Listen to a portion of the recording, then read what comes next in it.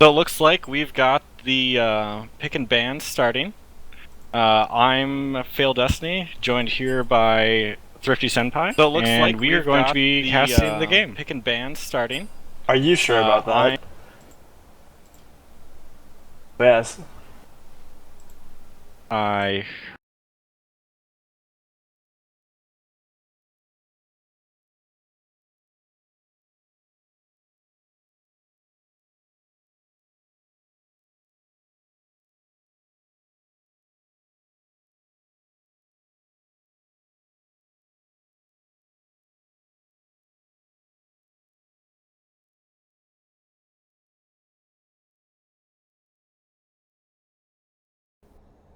balance team, and I'm going to use balance in quotes as they ended up having a lot of high-level people, but they're like middle of the pack, whereas Splinter, Renai Circulation, and then Sword and Mace, who showed up a lot last season, should be able to really fight them in the appropriate lanes. Yeah, the game They really were goes. also able to pick up a plat support, so hopefully that'll be able to, even though their 80 carry is gold 5, which, I mean, and so they should be able to keep him going. Is Bernie Sanders bot a plat support, or which one are you referencing? Reventoad. Oh, Reventoad. Yeah. So, yeah, see, the nice thing is on, not the sheet, at least. The thing on the right, in the actual in-game client, they are organized in top two, like, respective positions. We're all, like, professional and stuff. Yeah. And we see that the first ban that comes out of Think Twice's scrappy affiliates is Zach, and One Trick Bronies look to respond with a Kha'Zix ban. Kha'Zix is pretty broken in the meta right now, doing tons of damage. Both are very, very strong champions in the meta right now. Yeah, squash the bug. Yeah, Kha'Zix is obviously like super powerful all the way from like solo queue all the way up to competitive. He's just an absolute monster right now, and it's also one of Master Splinter's favorite champions of all time. So that's just a really good ban. And he makes the game really exciting. Like there's a lot of killing going on, which we like to see as casters. Yeah, but and then Zach obviously just ever annoying. He has a lot of gank options that a lot of other junglers don't have, just because of the sheer distance that Slingshot can take him. Can be a very difficult jungler to play against, and does a surprisingly large amount of damage for how tanky he gets. And he scales with health because he grows larger on screen. The next ban that we see come out is Thresh ban. That's probably targeted at OTB hook resets, as his name might imply he wants to do a lot of hooking. So. Yeah, actually, if you looked at his summer page beforehand, his champion mastery, he has 535,000 champion points on Thresh. Wow. His next most is 140k in Victor. To put perspective, most people don't have 100k on like any champions. Yeah, I don't. I don't. I kind of want to see his Victor support now, just because he's got that type of proficiency. That would be baller. Yeah, that'd be. I mean, I'm down to see anything going on. I imagine we'll probably see something on the more castery end. Just kind of looking, he does have, like, looking through his matches real quick, he's got a good variety. He's got Zyra, Tom Kench, Karma, Alistair, so there's a lot of options there, but Thresh is very clearly his favorite, so yeah, for people who did not realize also, that is Mr. Lale from the draft. He had a name change. And moving on to the next ban, targeted at Renai Circulation and Sword and Mace, is Swain. He does tons of damage, gets tanky, he's kind of a problem for people to deal with, so not a huge surprise. On the opposite side, Katarina ban at Sinister Beyblade, who... Sinister Beyblade is even more of a one-trick than Hook Resets is, which is impressive. Sinister Beyblade is a cat one-trick. And he's got a ton of champion points as well, mastery points. Much more focused on one champion, somehow, like... if it's possible. If it's possible, he made it happen. Because, like, the other guy had, like, Hook Resets had a good amount of games on the other champ. Like, 100,000 is still a ton. That's more than most people have on any champ. Um, Beyblade had 650,000 on Cat and 30,000 on his next most. So Did we see a missed ban? Oh, it's a Talon ban. So, just okay, everyone is aware. And the first pick is going to Master Splinter. Probably not playing it himself in the jungle, but it is Nautilus. Also in the meta, just tanky, lots of CC. Like, you kill anyone you want as long as you've got help, because they're literally doing nothing but standing still for. yeah, I imagine that'll be in the top lane. Niles real popular in the top lane lately. Pretty strong laning phase. Like on his own, he's actually a bit of a lane boy. He has got a lot of pressure with the Riptide, and just being able to lock people up with the W auto trades. And And by just living so long, he does a ton of damage. Because yeah, he I mean, just gets more abilities off yep. cooldown. And synergizes super well with like any. If you get a higher damage jungler, like you get really good gang pressure on the top lane just because he locks them up for so long, and you can't always play around that because otherwise you can't just let him zone you off the wave all the time for free. Otherwise you don't get any farm. So And then on the opposite side, we see Echo and Lee Sin coming through. Echo is on the wind, I would believe. Pretty great Echo player. 100%. Yeah, I don't think Wind would let anyone else play Echo if he's on the same team as them. I think it's through. And then Lee Sin coming out for the jungler, whoever ends up jungling for this team, if it ends up being... That is K both Hibbs jungling for Okay, them. Yeah. good deal. And then back to the other side, Misfortune looks to be picked up. Haven't seen other champion come quite yet. There might be a problem with the overlay. Or the draft looks like it's paused. I'm just getting some like stream lag, I think, or something. Oh, and there's Hackerim. So Yeah. that's probably for Master Splinter. Yep, that's another one of Wes's favorites. Look at my horse. My horse is amazing. Yeah, honestly, I'd say it's probably like Wes's favorite champion overall in the game. He really likes Kha'Zix a lot too, but I'd say Hecarim is like his all-time favorite.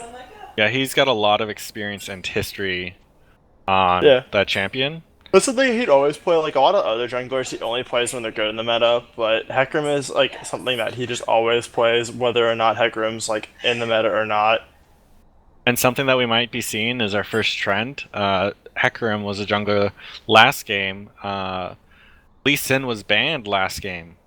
So a lot of really good junglers right now in the meta, both pro play, local play, low elo play, high elo play, whatever you want.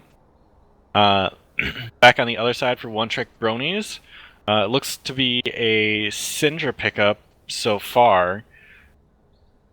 These guys like the meta. That's essentially what I'm seeing. High damage, high lane control, and high pressure, unless you've got a way to really slow her down and keep her off of a champion. So, yep, the Syndra's going to get locked in, and we're going to go into the second ban phase. See what One Trick Bronies wants to get rid of with the remaining champions that have yet to be picked up.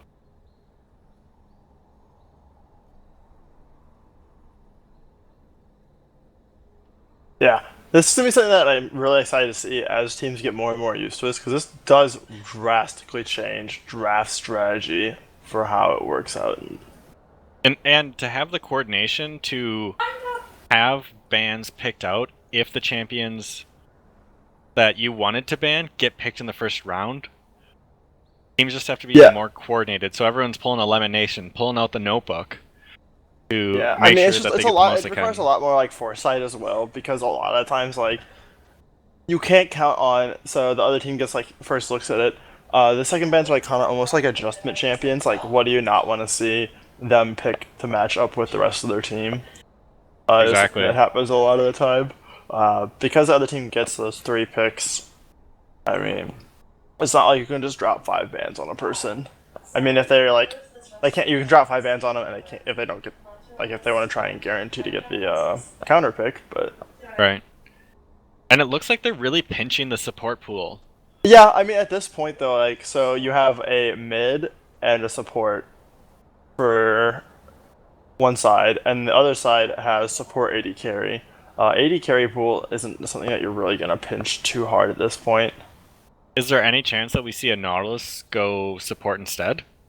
I And doubt it. It's possible, but I doubt I'm it. not familiar with Revan Toad's support champion. Really, I'm not all. either. So The last ban coming out of One Trick Bronies is a target ban at Blab. Renai Circulation taking out his Oriana.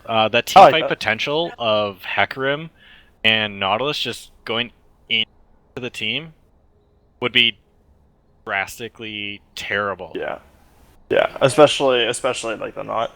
Like Hecarim's pretty good, but a lot of times he can't actually he can't use the full alt range with the Oriana because the Oriana's be like really far up for that. Like to the point where if he's going for a max range ult and he hits it, if the Oriana wants to be able to ball him, she actually has to be like almost always really far out of position. Yeah, which is also an option. Like you don't put it on the Hecarim, but put it where he ults people and fears them towards the team. So yeah, so you then they can just do blow 'em that. up. Yeah. But yeah, so something we will have Blab's Vel'Koz open here. I was just gonna say that they seem to be giving a lot of respect to his #1 champion, and I am surprised by the Ezreal ban. That is the one thing that is surprising to me. I know that is like one of Gabe's like more preferred champions, but he has like 4 or 5 AD carries that are all there, and Ezreal's not particularly good in this current meta. And I played with Gabe last season. He did really go off with Ezreal, but trying to pinch his pool by just banning one champion is essentially not banning him at all. So I think no. So the thing is like at this point, like those adjustment bans, it's not pinching. You're no longer trying to like most of the time, unless you already have like a person who has a limited pool, you're not pinching their pool at this point. You're just trying to make sure like you don't want to face this one champion. From them. Good point. Yeah. This 5 bans, like you said, does require a lot more foresight out of the teams. That's something that I wasn't considering. Is well, now what don't we want to play against? And then first pick going to Vel'Koz. They have yet to pick an AD carry, so I don't think they necessarily need to. Oh no, they're picking both right away. Yep, and there's the Nami. Yeah, it goes 1-2-1. Right.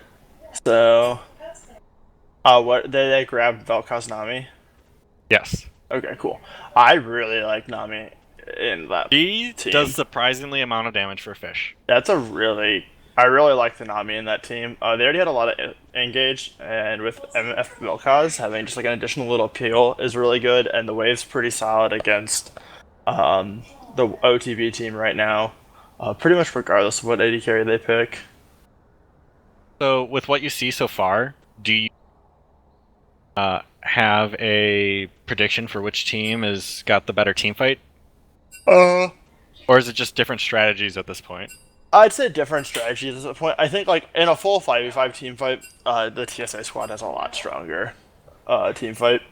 But that OTB squad has a lot of pick potential. Tom Kench can put people where you're not expecting him to be. Syndra and Lee Sin both offer a very large amount of pick potential. And we can't forget about On the Wind's Echo. Last season he played that a lot and ended up murdering people when they let him have it. Yeah. So it'll be very important for Sword to keep that down.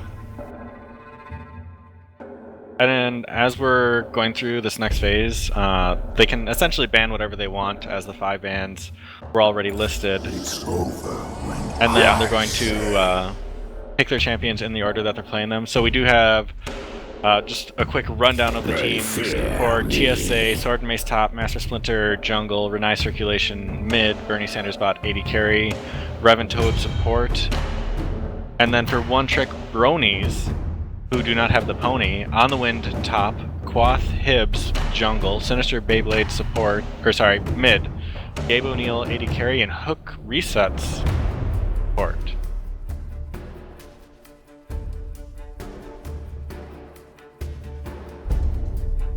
And then we will have a stream delay as we're going through with the spectator client, which is standard. Yep. So we got the If nice, you couple of insist. minutes for. Really wish they'd just go through this picking and banning faster,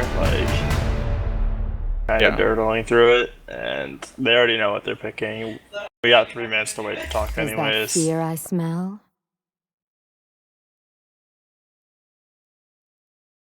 Pathetic. So you have a that is just going to win this off of the team comps. You said they've got different strategies. Yeah. Yeah, they have really different strategies. This OTB team is really trying to the silver pick's really interesting because it does give them a way to actually engage into a full team fight. But I think the goal for them is to try and pick up as fast as they can kind of make a pick, snowball advantage, continue to try and just force picks, and not ever actually do a full 5v5 fight. You're just gonna want to try to get someone off and then force a fight where you have numbers advantage. Whereas this TSA squad is very much more interested in setting up. You get your front line, your back line, do the whole we post up outside your tower, try and take it, or force a full 5v5 team fight with the Nautilus Hecarim engage.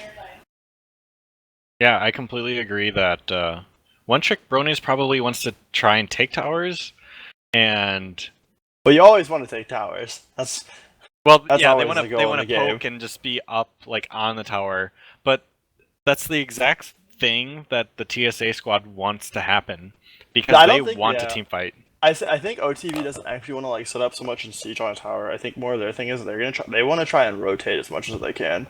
They want to try and force and pull them between different lanes and then pull picks off on rotations using the power of the insane range of a Cinder Stun or Lee Sin being able to just pull a target out of a team. I think one of the big pickups that should really change how team fights happen is the Nami. The Sivir was picked up before the Nami, after, which is interesting because the Nami ult essentially stops any Sivir engage, and no one can run past that wave except for Sivir, and you don't want her on the front line. Yeah. Unless someone just completely caught out of position. So I think that's a really heads-up play and pick from the TSA squad with Rev and Toad. And then just the combo of Nami ult into Misfortune ult. You're just going to take tons of damage as you're slowed.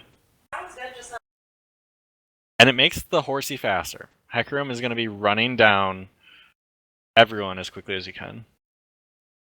Yeah.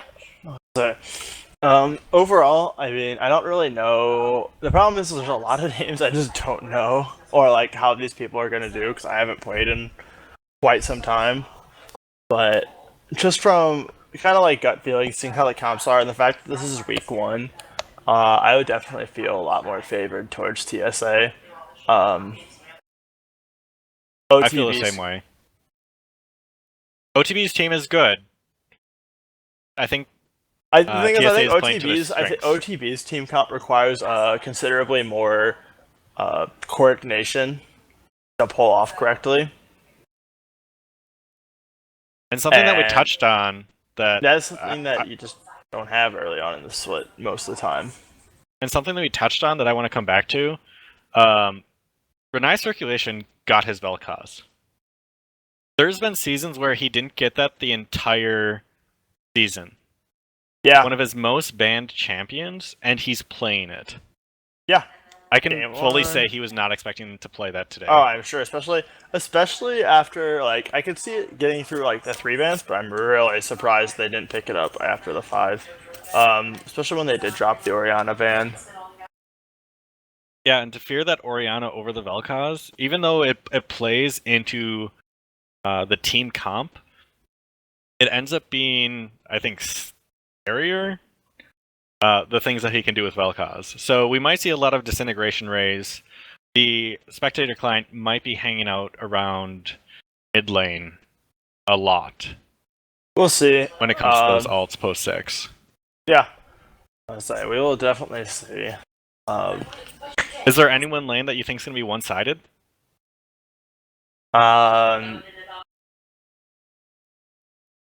No, not really. I think the junglers are gonna have a very. I mean, I could see mid being one sided. Sinister Beyblade doesn't translate very well to other ones. Based off of his player skill, like his ranking and everything, he should be able to be fine against Blab. But if it's because he's just only playing at Arena, it could be a lot of trouble. But other than that, I think it's gonna be very heavily jungler dependent. I'm not terribly familiar with the bottom lane that's going to be fighting it out, so that one will be interesting. Aside from that, On the Wind's Echo versus Sword and Mace's Nautilus.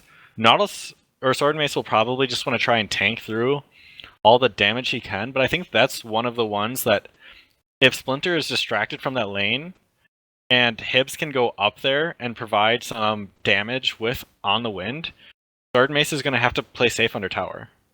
Yeah, I know. Like I said, I think the junglers are really gonna.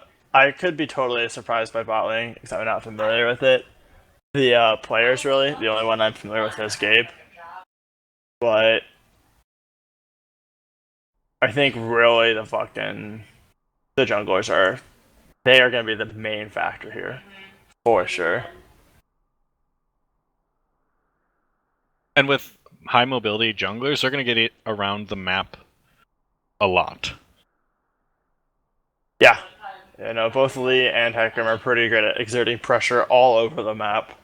Hecarim just because he runs so fucking fast, and Lee because of all of his insane mobility options. Lee has one of the largest number of gank paths out of all the junglers, especially if he's willing to spend a little time on it.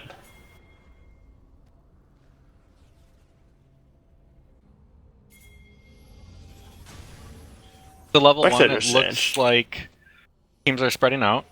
Yep. Fan for... Looks like you're a few seconds ahead of me, it looks like. Welcome to Summoner's Rift. Are you at 32, 33, 34? You might be a couple seconds ahead of me. I'm hitting 36, 37. Oh, okay. Yeah. Let's say, well, we have the fan out from OTB here. TSA kind of just stacking around the red. Looks like we're not going to get anything too interesting. Few wards going out, but no invades. Everyone just kind of going to their respective sides of the map. Yep. And we are going to see Lee Sin looking like he's going to start on red side. I was just going to say that. You read my mind. Yeah, and then Sword and Mace and Run Eye Circulation is just watching to make sure... Minions have spawned. Okay. Just making sure that no one tries to do any strange invades. Yeah. But it looks like we are going to see a delayed invade. Hibbs and On the Wind kind of positioning with that. Syndra looking around. She's going to see the Nautilus there. And he just walks into the bush, so they know that he's at least there. They don't know if someone else is there. Yeah. Except now they see Renai Circulation was mid. Yeah, actually, Nautilus is going to find himself in a really awkward spot where he's in the middle, but it looks like he's going to be able to get out just fine, taking quite a bit of damage, and I have to burn the flash. And that's a steady flash. He walked up to the wall in order to flash over it safely. I expect him to back. Oh, no, he's going to walk up to lane. No, because the thing is that now that Lee Sin, if Lee Sin's trying to do this blue, which they know he is, Nautilus can just go ahead and mess with him. I'm actually surprised that we don't see Master Splinter coming over right away. He did come up, and that's awesome. The fact that he went to the blue to make sure Hibbs couldn't get it, he's going to be super delayed, and Splinter's going to get that blue as his third camp? Yeah. Second camp? He didn't take all the third or second one. Yeah. He's going to come over, he's going to grab that. That's going to put him really far ahead of Lee. Sword and Mace overall is going to be kind of hurting from that just due to the damage, but he can just kind of sit back and just soak. As long as he gets the XP, he'll be fine. But Lee Sin's going to be really hurting from that. Yeah, he's at half health, and he's just making his way now to his second camp. Yeah. Master Splinter will be quite far ahead on the camp advantage here, which means he gets to make the ganks first, and what you were talking about. Yeah, he should be able to make the bigger impact. And On the Wind is level 3. Yeah, Sword and Mace right now, is doing the right thing though. He's not losing all of his health, and he's not getting bowled off. He's not missing out on XP is the big thing. But we have Master Splinter coming in for a little drive-by, but he's not going to be able to get anything on the mid lane. Attacks in the wave, the Splinter special. Yeah, the special attacks. And they're calling out that Master Splinter went to Yep. the chickens. Nice damage going down onto the mid lane. Blaboor setting up dominance over Sinister Beyblade. And that disintegration rate hurts. That's true damage for every third hit on that Vel'Koz lands. Yeah.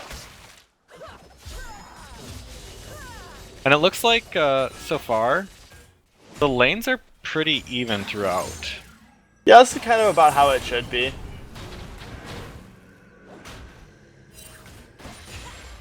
Lots of good trades going down here and everything. But yeah, like we've noticed, besides the jungle, everything's looking pretty even. Gabe's actually starting. Yeah, he's backing, which I'm a little surprised at. He had a lot of health, but nothing really on that side of the map to push to. So he's just making the smart play to back and go to the top side of his jungle, or to make a lane gank. Splinter, on the other hand, I don't think has backed yet, and he's just continuing to take jungle topside. I think he knows that he doesn't have to exert pressure against the Lee right now because Lee's set behind, so he's just trying to use the advantage of like getting past Hecarim's weak earlier. And Splinter sees on the wind. Yep.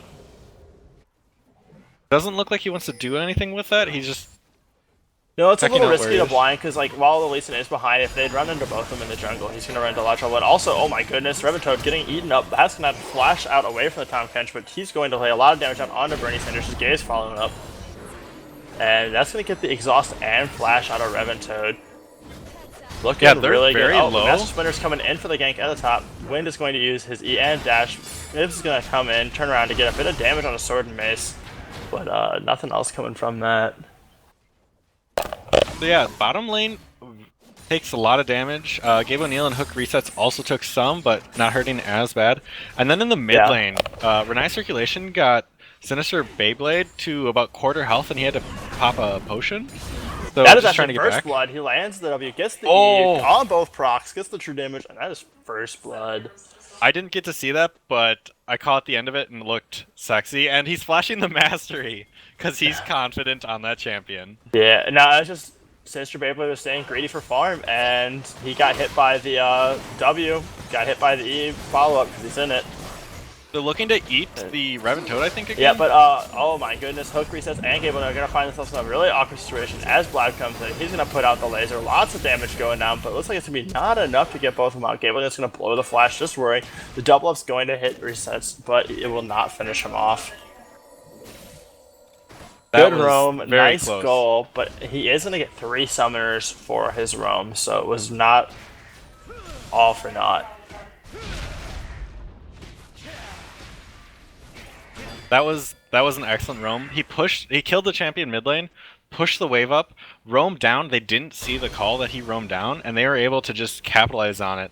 Yeah. And even though the lane started out rough for Bernie Sanders bot and Revan Toad, they're able to really push them out of lane, burn a lot of CS into the tower, and have a safe back. Yeah. No. That was really good. Yeah, the fact that like he got to blow all three summoners for the bot lane really makes up for the fact that they had summoner advantage previously on Revan Toad. And that lane does need some help because Gabe O'Neill's tried to get a really solid CS advantage over his opponent. Yeah, 14 CS at this point, and then top lane as well on the wind is about 14 ahead. As Yeah, the that one slave. does not matter as much though. Nautilus will scale with just experience. I'm not familiar with the matchup, but he should maybe have a bit more farm than he does. It's not bad though. A lot of the things is like a 2 or 3 wave advantage isn't a big deal in top lane, long as it's not able to be grown. A lot of pings going out, people not really sure where everyone is, and then they're calling out where Hecarim or Master Splinter is. Yeah, lots of vision around this river. I doubt we'll see an early dragon as it's a cloud drake, but lots of good vision set up. If I'm one trick bronies, I might actually want that, just to be able to remove the around the map a little bit quicker, but it's not a high priority dragon for TSA. No, definitely not. OTB is definitely a team that can put that to a lot more work. Trying to be a team that's really rotation based and trying to look for picks. Splinter is 6. He did come down and sit in the tri-bush for a little bit, looking to see if the enemy team would push up. There's a pink ward there, so they know he wasn't seen, but just not in a potential to actually gank. Yeah, now, however, we have Cable Hibs lining up through the top lane. He's going to sneak into the bush, and Sword is not going to know he's there. And he's got a red buff, he's got death behind. There goes the R classic Q combo. Lots of damage going on to Sword and Mace. Is not looking good. He's going to try and flash the hook out, but On the Wind will be able to pick up the kill. And that's just really clean work out of both of those team members. Yeah, the second that he didn't flash the R, he is pretty much done. And that's something that, unless you've had a lot of experience playing against Lee Sin, you're not going to know to do.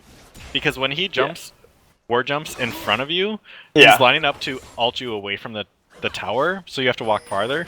If you time your ult correctly, or your flash correctly, he kicks you into your tower, and it's a failed gank. You lose your summoner, but you're alive. Yeah. The good news is, On the Wind didn't push that into tower. It's going to push slightly against him, but he should be able to get in there in time to make sure that the wave doesn't get out of control, and just has to get experience instead of getting gold.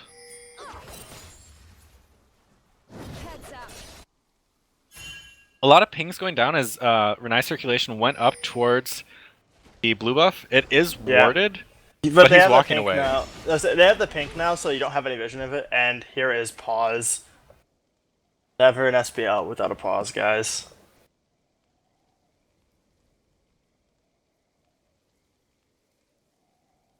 I'll talk about it next month.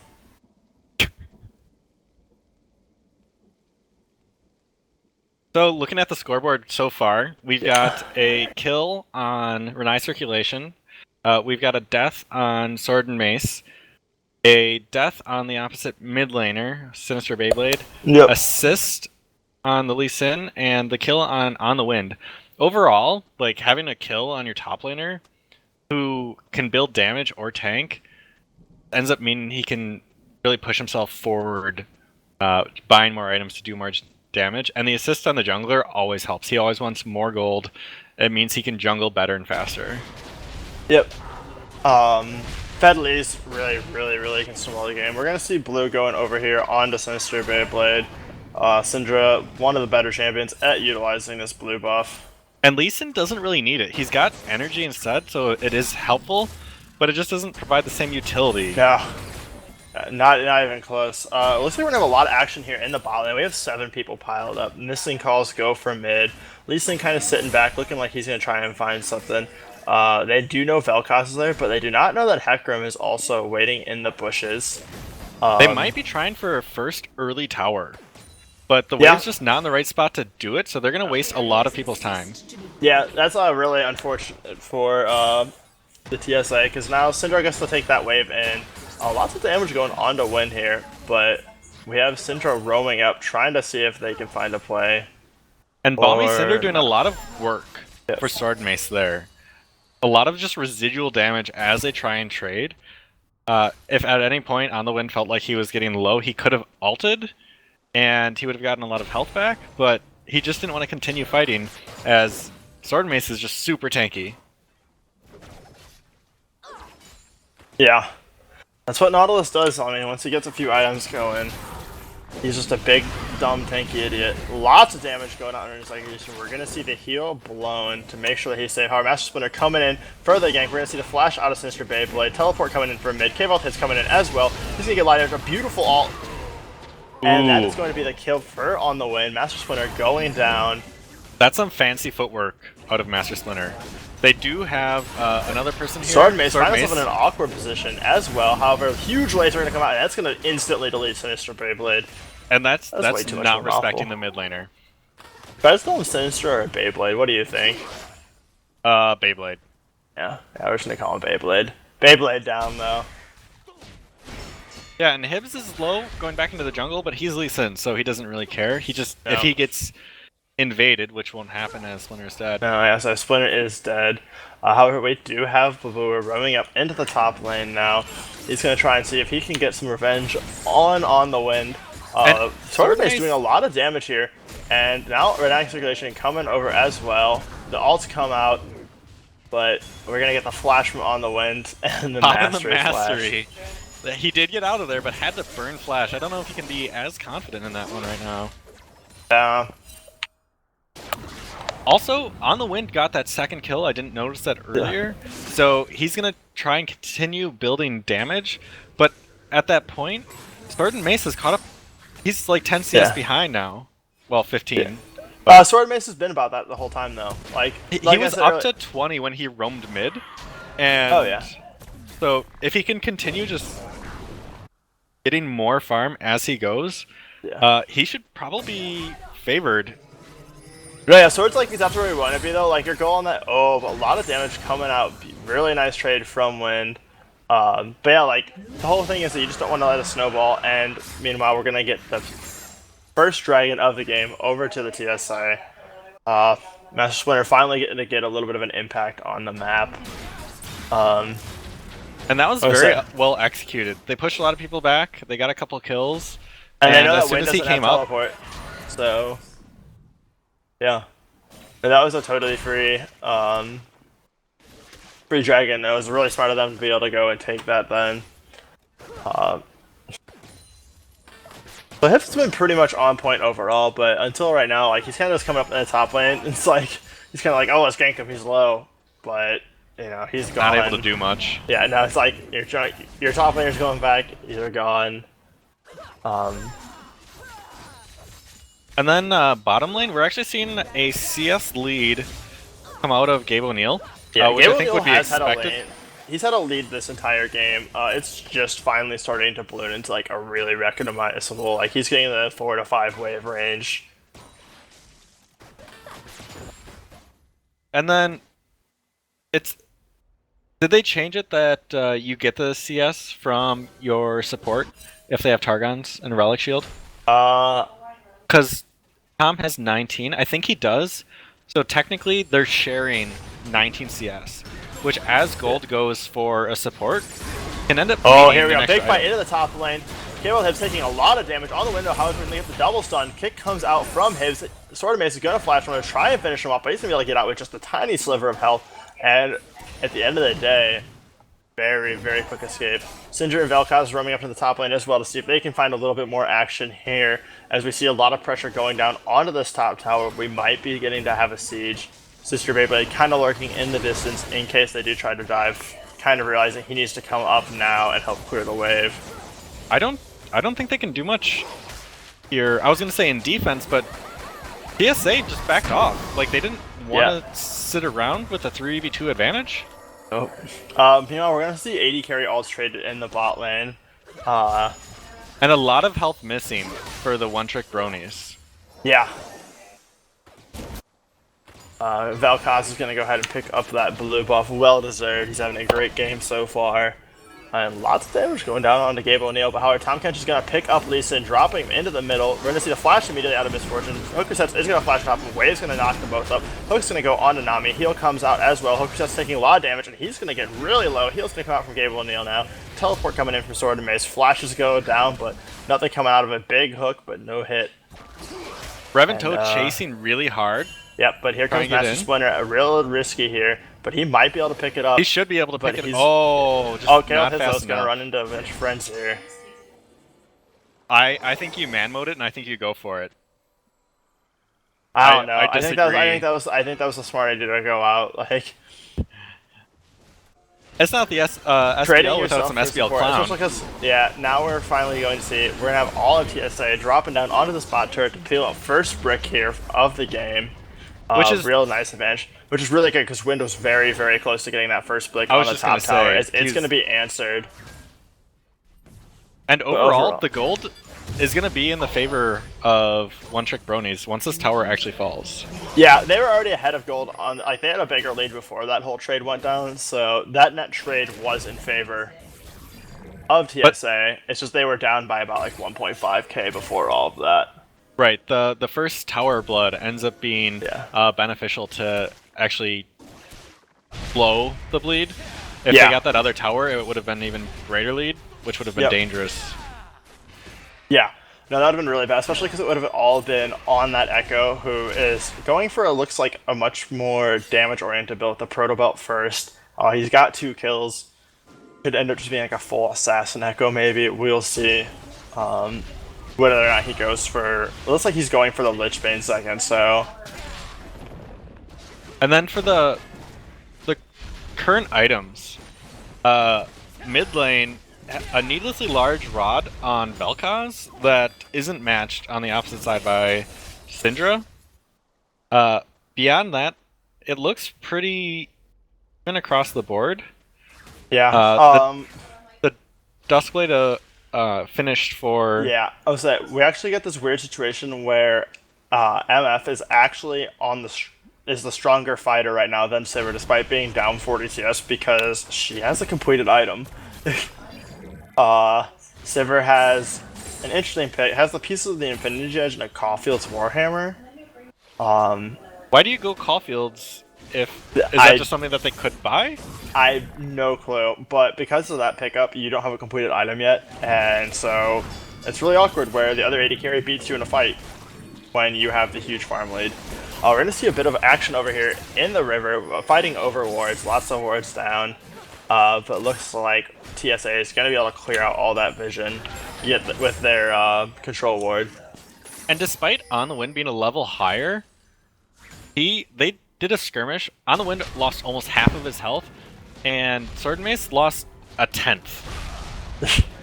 And that's On the Wind up 2 kills and 27 CS. So if I'm On the Wind, I'm a little bit worried about the utility that this Nautilus is going to bring in comparison to the damage On the Wind's going to try and provide. Yep. Looks like Bernie Sanders is going to go ahead and pick up the mid turret here.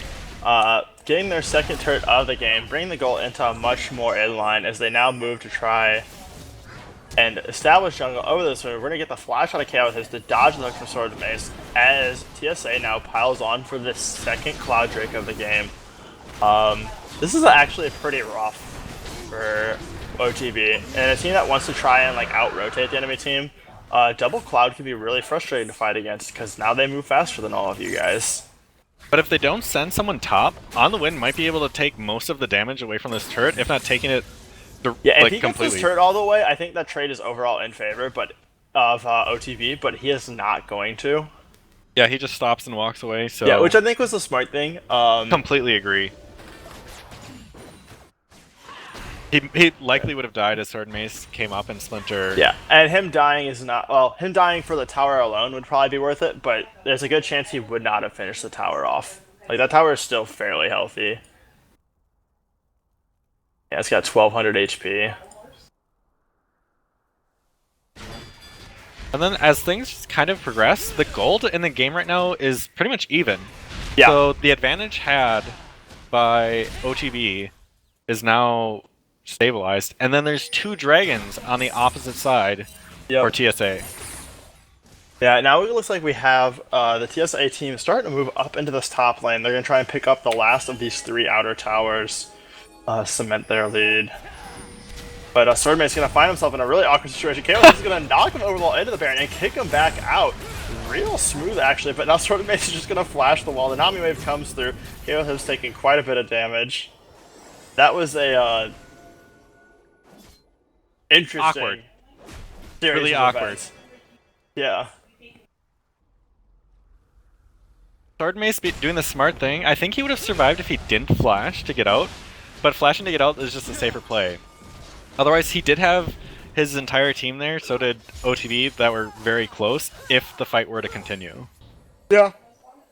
Oh, so he's definitely a big and dumb and tanky enough. Like, cause like Nautilus is a really stupid tanky character. He could definitely sat around enough time for his team to come up, and they could have tried and forced a fight. But I just don't. I think he did not feel comfortable pulling that trigger. And if you're not comfortable with it, that's probably smart.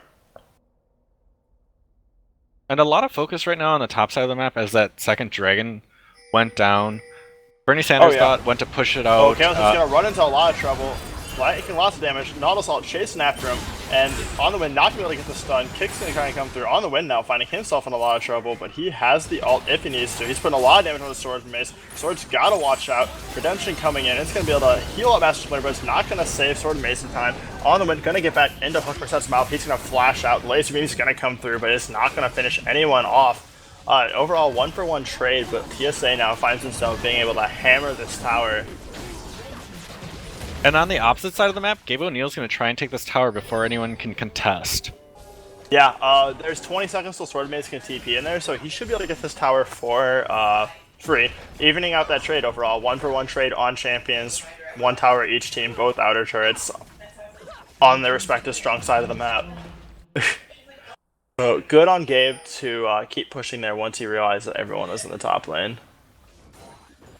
And if I'm Sword and Mace right now, like, yeah, I'm 1-2-1, 142 CS into 169 and 3 kills.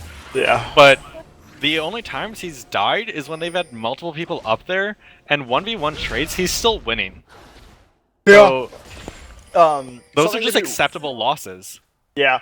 Something he's gonna have to be careful though is because he's going for a second item. He's going armor item. He's going in a Frosty Fist here, and Wynn just finished his Bitch Bane. Oh, he's gonna get the hook onto hook resets. Cindersun's gonna end that fight real quick as fast as Splinter pickups red. But yeah, so we will. This Echo is gonna be going full AV. He picked up the Lich Bane now after the Proto Belt. And so far we've seen that with Hibbs going top a lot, getting some kills.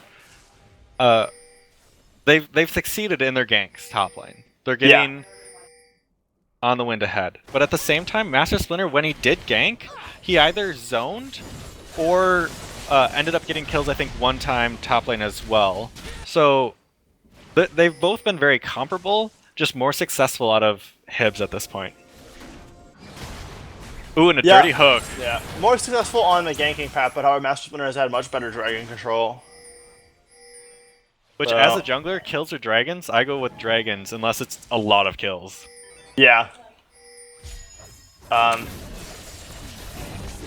Looks like Gabe O'Neal gonna... Oh, no, he's gonna be able to dodge it out of the way. The next dragon will be interesting. We'll have an Earth Dragon coming up. So lots of stuff going down on the mid lane. Not too much coming from it. We had a heal blown from Gabe O'Neal just for a bit of health, bit of movement speed, but...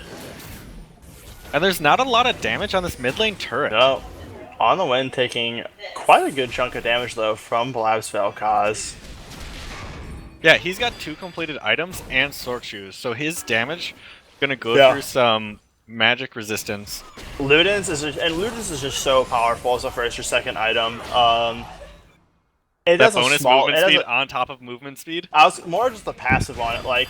The flat 100 damage on it is a lot more at this point of the game than it is later on when people start getting more items and more resistances. And, I mean, it does have an AP ratio, but it's not a large one. Well, but having free splash damage as well is very good on Vel'Koz, because he wants to hit people from range. Yeah, exactly. No, so it's just like, it adds just even more poke to his kit, more burst. It's a great item for him, and it's really, really strong as that second pickup. And it looks like Blab is trying to set up a trap in this bush, as it was worded, but no one came by. And now they're just gonna... Yeah, they're gonna get a lot of damage onto this turret. We're gonna see people from OTB starting to come up and try to contest this. On the win, and Lee Sin looking to come from behind. But looks like TSA is gonna be able to get out in time, maybe. Lee Sin looking for a kick, but he's gonna be able to separate Brain Sanders. He's gonna flash from the wall. Hibb's gonna be taking a lot of damage. He's gonna go out. Very large amounts of damage coming from over the wall is going to delete a lot of this OTB squad. Redemption's gonna come in, heal up the rest of the team. And on the win, getting sniped at last distance. Blab's going to get a flash to pick up another kill. And this is going to be 5 members onto this turret here. Looks like they're going to be able to not only get the second tier 2, but the inhibitor tower, maybe the inhibitor as well. Are they going to try and push for game? Because they've got 18 seconds on Hibbs. Yeah, they've got a minion wave. Or do they go for Baron? I think they go for Baron. I think Baron's the smarter call here. You have 10 seconds before anyone can come up. You don't give the Syndra any chance. Like, the Syndra still has ult, and Time Kench can be pretty good at stalling out a game. And there's 2 towers. And if they want to, after they go to... is free if they go for it right away. And after they go to it, if they wanted to, they could go take that Mountain Drake. Yeah, I think that might be a little too ambitious to go for it right after the Mind Drake. Baron does do a lot of damage. It is 27 minutes in.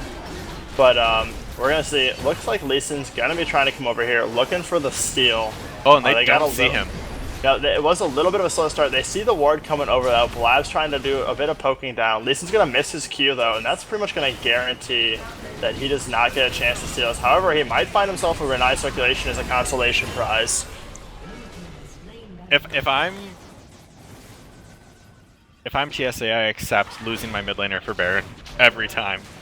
So definitely a good trade, but definitely not ideal. Blab was a little ambitious there to go there without having a flash up. It was nice to stall him up, but the second you saw him miss the Q, you could probably just like start walking away. So if you're OTB, what do you do at this point? They start to position, or looks like they want to run towards Dragon. OTB needs to try and keep them off tempo, so now that Renai Circulation's down, they cannot actually have a full 5 on the Baron push right away. So your goal is to keep this TSA squad as off balance as long as they can, so they cannot use this Baron to its full potential. And it's also a little awkward. They got the mid lane tower and inhibitor before they got Baron, so they have to decide if they want top or bottom after this dragon goes down. Likely bottom because it's a little closer to it if the dragon does go down and they try and contest it. But they can't quickly rotate up to top, even if they have 2 air drakes. So I'm just interested to see how this ends up playing out. A little awkward, but if I'm TSA, I'm okay with how this is going so far. Master Splinter coming in, nice eat out of hook sets. It's gonna pull Hibbs out of the way. On the win, however, gonna have his TP canceled by a really nice pull from Sword and Mace. This gives them TP advantage now for the TSA. And I don't care who you are, you cannot disrespect your laner to not expect them to be able to stop that. And now they have to give away this Mountain Drake for free. Yep. And they have a pretty good sized bot lane coming up here, so I want to see them all get 4 on that, leave the Nautilus in the top half, and just put this Baron to work. Mace is also tanky enough at this point that if they send one person, he can deal with that one person and still try and take tower. Yeah, exactly. And he has TP, and no one on their team has TP, so like this is the exact situation you want to be in as TSA. But they're gonna back off. Yeah, they sent 5 people after them. And so they have 5 people after him, so this is pretty smart. Like, you pull off a little bit, you have Nautilus now hitting this tower. He's got the minions, he's got the Baron. And there's the super minion mid lane that's slowly killing that wave. Yep, and the thing is that's actually kind of better for them this way, that those minions are catching here, because now the second wave's going to come up, and it's going to effectively have a double super wave once it gets close to the towers. And they Nautilus going to pick up that top tower. Lee Sin, however, is going to be down here, and he's going to get caught out, taking a lot of damage from Master Splinter. Ult's going to come out, dodge this cancel from it, and down goes Karoth Hibbs, Renai Circulation, picking up the kill. This is real rough, because now you're going to bleed towers. Nautilus coming in to give Baron to those 2 super. Yep, he's just walking them in to rejoin the team bottom lane. Yep.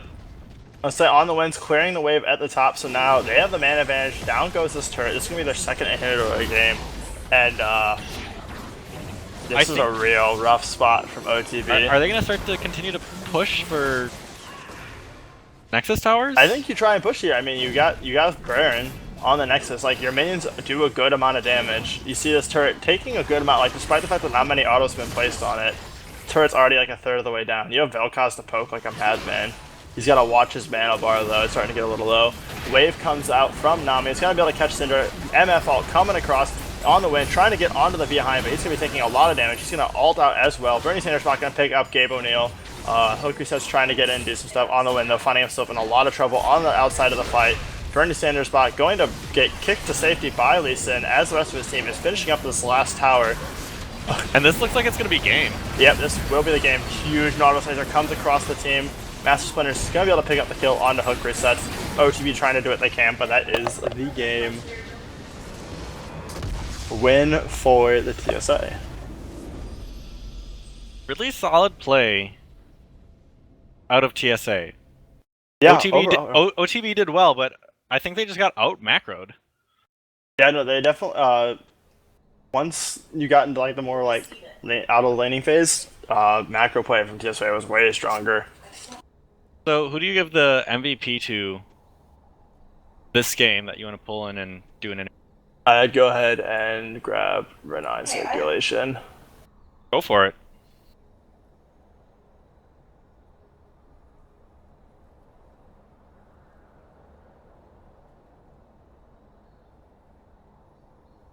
I will hop down if he... I got him. I just messaged Okay. him to come up.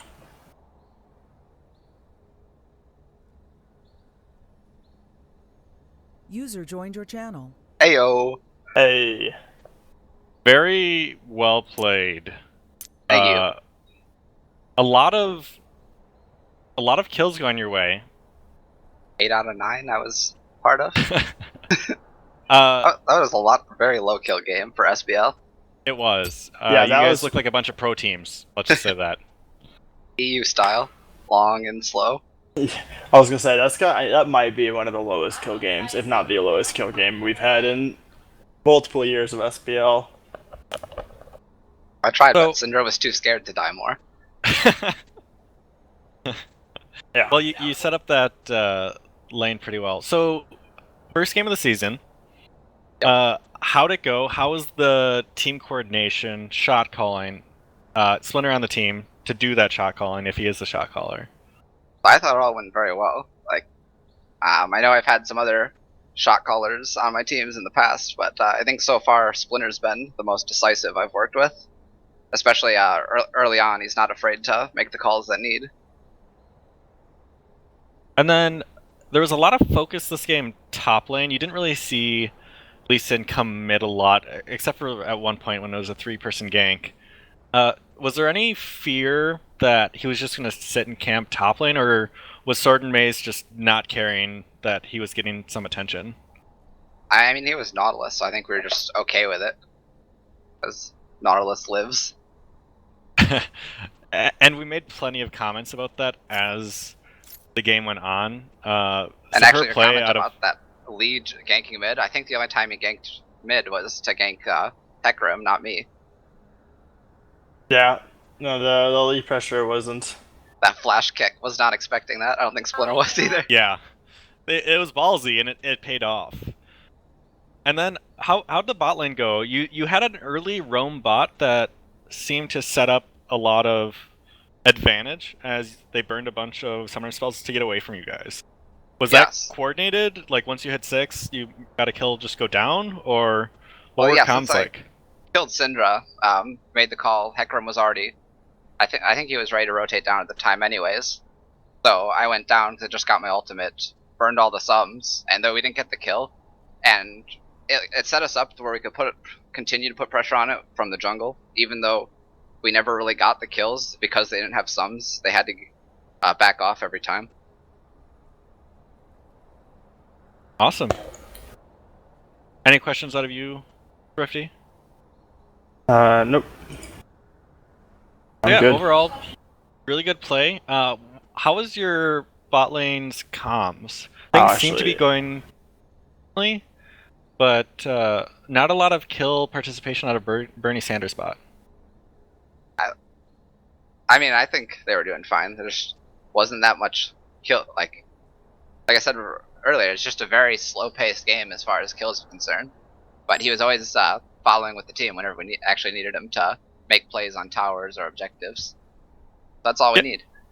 Yeah, everyone really seemed to move together as a team. It looked like a coordinated unit.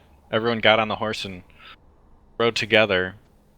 So, is this confidence and slow play something that you're going to take into the rest of the season? I don't know. This was a really weird game for SBL. But as long as we win it, I'm okay with that. And I got to play Vel'Koz. That's Okay, yeah. How was that in the drafting phase? To see that you're not a one trick, but to see your top played most feared champion in the SBL just not getting banned the first. well, yeah. So we see the first 4 bans, and then still waiting on the 5th. I'm like, all right, well, it's just going to be Vel'Koz. You guys maybe want Orianna, and then they take out Orianna, Well, F it. I'll go Vel'Koz into Syndra. Yeah. Most Kudos. people consider Syndra an Orianna counter anyway, so doubly good. Kudos to you and your team, and we look to see more out of you guys next week. So congratulations on the win. Stay Yep, frosty. thank you. We'll see what we can do again.